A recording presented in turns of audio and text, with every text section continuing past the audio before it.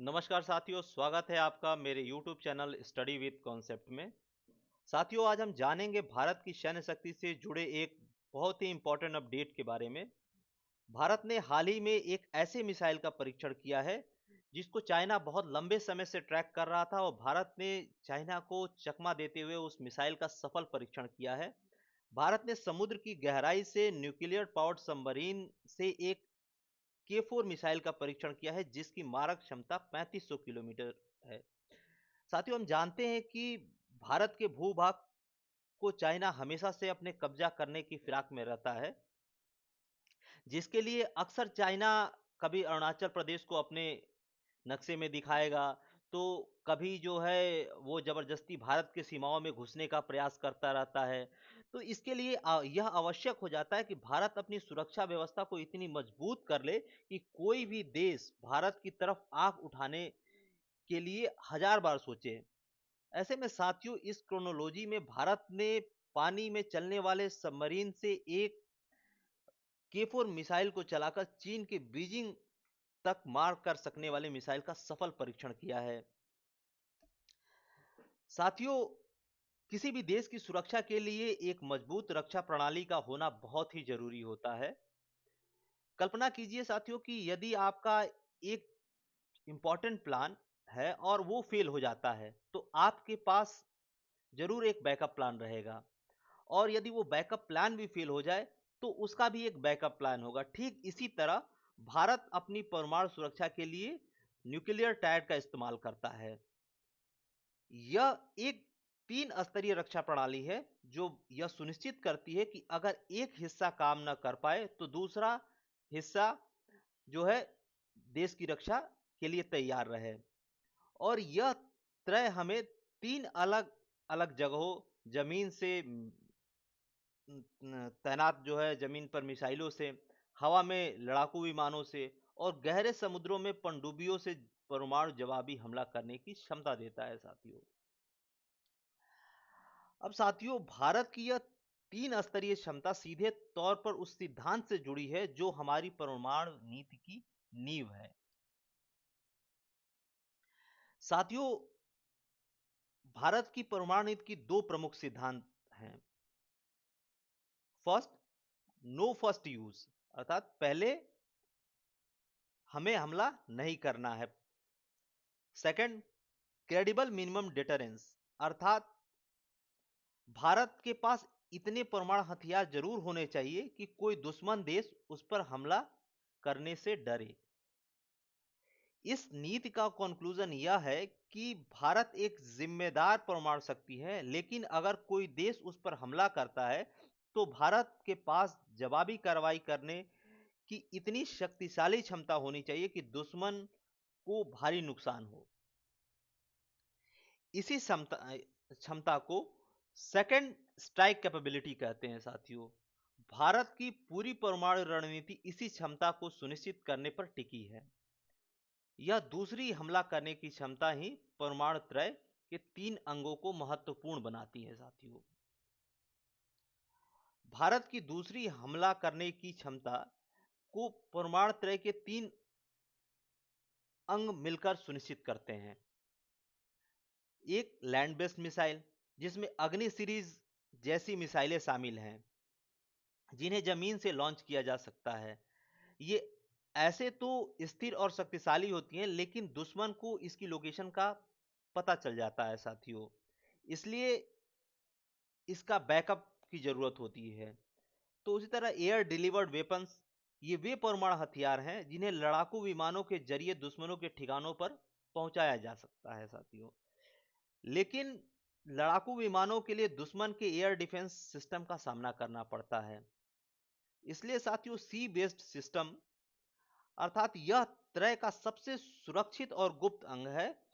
इस इसमें परमाणु पनडुब्बियां शामिल है जो मिसाइलों से लैस होकर गहरे समुद्र में छिपी रहती हैं साथ में।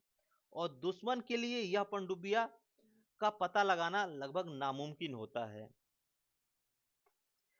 समुद्र के नीचे हमारी जो ताकत का केंद्र है वो न्यूक्लियर पावर्ड बैलिस्टिक मिसाइल है। ये पनडुब्बियों से जो नॉर्मल पनडुब्बियां होती है उनसे काफी अलग होता है साथियों।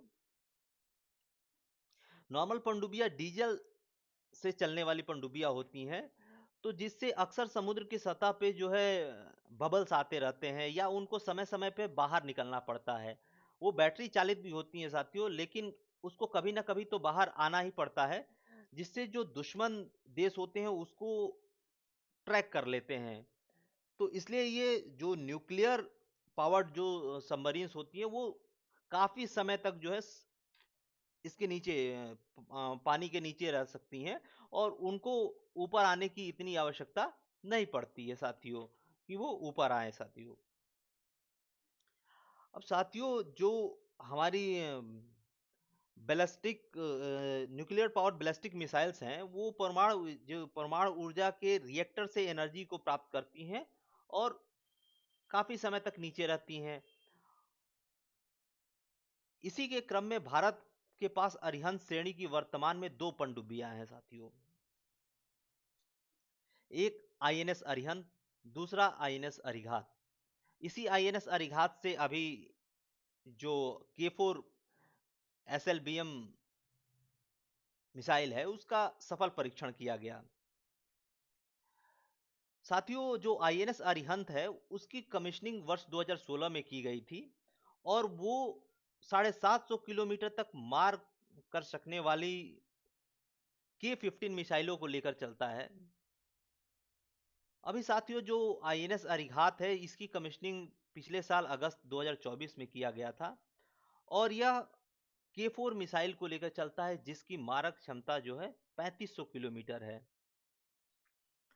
और इसके मार्गदर्शन के लिए जो वो जीपीएस सिस्टम यूज करते हैं, नाविक की सहायता से जो है ये चलता है साथियों। और जो के4 मिसाइल है वो अग्नि 3 का ही जो है एडवांस वर्जन है साथियों। के4 मिसाइल जो है भारत की समुद्री परमाणु शक्ति की सबसे महत्वपूर्ण हथियार है और इसका नाम जो है में जो के अक्षर लगा है वो पूर्व राष्ट्रपति और महान वैज्ञानिक डॉक्टर एपीजे अब्दुल कलाम को एक जो है एट्रीब्यूट है, जिन्होंने भारत में मिसाइल कार्यक्रम की नींव रखी थी। के4 जो मिसाइल है उसकी कुछ विशेषताएं हैं, जैसे ये सबमरीन लॉन्च्ड बैलिस्टिक मिसाइल है, इसकी रेंज जो है 3500 किलोमीटर है। इसकी जो पेलोड है मतलब विनाशकारी क्षमता को ये दर्शाता है बेसिकली साथियों। ये 2.5 टन परमाणु हथियार को लेके चल सकता है। इसके अतिरिक्त साथियों जो जो इसकी लॉन्चिंग सिस्टम है वो कोल्ड लॉन्च तकनीकी पे बेस्ड है। इस तकनीकी में मिसाइल को पहले पनडुब्बी से बाहर धकेला जाता है, देन उसका इग्निशन सिस्टम चालू होता है। ये पनडुब्बियों की सुरक्षा के लिए बहुत ही बेहतर होता है। साथियों अभी जो भारत ने बंगाल की खाड़ी में आंध्र प्रदेश के विशाखापत्तनम तट से आईएनएस अरिघात पनडुब्बी से के4 मिसाइल का महत्वपूर्ण सफल परीक्षण किया है। यह एक ऐतिहासिक क्षण है साथियों। इस परीक्षण ने यह साबित कर दिया है कि पनडुब्बी और मिसाइल एक साथ मिलकर अचूक तरीके से काम करती हैं। साथियों आने वाले समय में हम आईएनएस अरिदमन को भी देखेंगे और ये आईएनएस अरिहंत और अरिघात से भी उत्कृष्ट श्रेणी की जो है सबमरीन होगी। और बेसिकली साथियों जो इसे विकसित किया है वो डीआरडीओ ने किया है, defence research and development organisation के द्वारा इसको विकसित किया गया है साथियों। साथियों जब हम किसी भी मिसाइल का परीक्षण करते हैं तो एक सभी देश एक नोटम जारी करते हैं और जब नोटम जारी करते हैं कि नोटम का अर्थात मतलब होता है कि नोटिस टू एयरमैन, अर्थात जो भी कि हम इस क्षेत्र में अपना परीक्षण करेंगे तो कोई भी देश उस क्षेत्र में न जाए। तो जैसे ही इस नोटम की सूचना चाइना को मिलती है साथियों तो वो तुरंत एक्टिवेट हो जाता है और वो पता लगाने की फिराक में रहता है कि जो भारत की अ, सैन्य क्षमता है वो उस कितनी मजबूत है, कितना वो क्या कहीं ऐसा तो नहीं है कि वो अपने जो डिफेंस सिस्टम है उसको बढ़ा चढ़ा के दिखा रहा है। तो इस बार भी भारत ने जो है ये नोटम जारी किया था। और अक्सर भारत जो है कई सारे जो डेट्स होते हैं वो डेविएट करता रहता है। तो चाइना ये इस ताक में था कि भारत जो है जो डेट जारी किया है उस डेट में जो है वो टेस्ट नहीं कर पाता है, अक्सर वो डेट बदल देता है। लेकिन भारत ने इस बार जो डेट उसने शेड्यूल्ड किया था उसी डेट में उसका परीक्षण करके चाइना को चौंका दिया है साथियों। और चाइना जो इस वजह से जो है बहुत ही परेशान है। साथियों, अब हमारी परीक्षाओं की दृष्टि से 3 बातें निकल के आती हैं कि भारत पहले इस्तेमाल नहीं की नीति और उसकी रक्षा के लिए गारंटी शुदा सेकंड स्ट्राइक कैपेबिलिटी को यह जो है अनिवार्य बनाती है। सेकंड, आईएनएस अरिघात जैसी पनडुब्बियां जो के4 मिसाइलों से लैस है इस गारंटी का सबसे अच्छा जरिया है, क्योंकि ये समुद्र में छिपी रहती हैं और जिसे दुश्मन आसानी से ट्रैक नहीं कर पाते हैं। तो ये भारत की जो है मारक क्षमता को विश्वसनीय बनाती है। इसके अतिरिक्त साथियों, यह स्वदेशी पूर्णतया है। यह आत्मनिर्भर भारत के तहत हमारी रक्षा प्रौद्योगिकी की सफलता को दर्शाता है। साथियों, आपको यह जानकारी कैसी लगी?